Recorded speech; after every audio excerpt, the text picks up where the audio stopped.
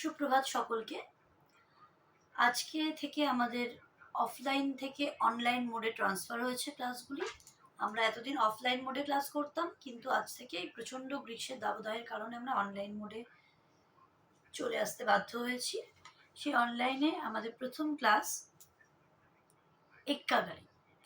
এক্কা গাড়ি আমি গতদিনে অলরেডি ক্লাসে পড়িয়েছি, ব্যাখ্যা বিশ্লেষণ করেছি। আজকে সেই এক্কা গাড়ি চ্যাপ্টারের যে অনুশীলনী অংশ আছে পৃষ্ঠা নাম্বার 31-এ, সেখানে যে প্রশ্ন উত্তর আছে সেগুলি আমরা সমাধান করব। তো প্রথম যে প্রশ্ন আমাদের আছে এক্কা গাড়ি অনুশীলনীর 3 নাম্বার প্রশ্নের প্রথম প্রশ্ন, এক্কা গাড়ি কোথা দিয়ে চলছে? এর উত্তর, এক্কা গাড়ি রাজপথ দিয়ে চলছে। আমি আবার রিপিট করছি, এক্কা গাড়ি রাজপথ দিয়ে চলছে। দ্বিতীয় প্রশ্ন, গাড়িতে কতজন যাত্রী ছিল? উত্তর, গাড়িতে 5 জন যাত্রী ছিল। তোমাদের নিশ্চয়ই মনে আছে সেই 5 জনকে কে? একজন ছিলেন লেখক নিজে, একজন ছিলেন ক্ষিতিমোহন ভক্ত, তার সাথে ছিলেন তার পিতা তার শক্তিনাথ, তার মাতা মুক্তকেশী দেবী, আর তাদের মেয়ে ক্ষমা। এই 4 জন এবং লেখক মিলিয়ে 5 জন। আচ্ছা, এবার আমরা পরের প্রশ্নে আসি। পরের প্রশ্ন, গাড়োয়ানের চেহারা কি রকম? গাড়োয়ানের শীর্ণ দেহ, পক্ক কেশ। পক্ক মানে পাকা, শীর্ণ মানে রোগা। গাড়োয়ানের শীর্ণ দেহ, পক্ক কেশ।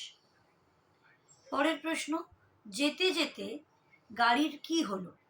যেতে যেতে গাড়ি ধাক্কা খেয়ে কাত হয়ে পড়ে গেল। যেতে যেতে গাড়ি ধাক্কা খেয়ে কাত হয়ে পড়ে গেল। পরের প্রশ্ন, কার গলায় মুক্তোর মালা ছিল? ক্ষমার গলায় মুক্তোর মালা ছিল। তারপরের প্রশ্ন, কে দেবতার নাম জপছিল? মুক্তকেশী দেবী দেবতার নাম জপছিল। এরপরের প্রশ্ন, কে শক্ত মনের মানুষ? ক্ষিতিমোহন শক্ত মনের মানুষ। পরের প্রশ্ন, মুক্তোর মালা কি হলো? উত্তর, মুক্তোর মালা ছিঁড়ে গেল।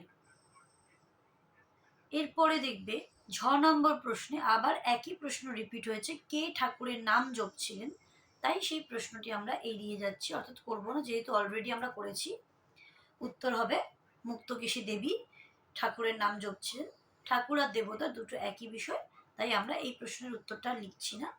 একদম শেষ প্রশ্নে চলে আসছি, মুক্তকেশী দেবীকে কে ওঠালেন? উত্তর হবে, গাড়োয়ান মুক্তকেশী দেবীকে ওঠালেন। গাড়োয়ান মুক্তকেশী দেবীকে ওঠালেন। এই প্রত্যেকটা প্রশ্নের উত্তর আমি পিডিএফে পাঠিয়ে দেব, সেগুলো দেখে তোমরা খাতায় লিখে রাখবে। আবার যখন স্কুল রিওপেন হবে আমি খাতাটি চেক করে দেব। Thank you class.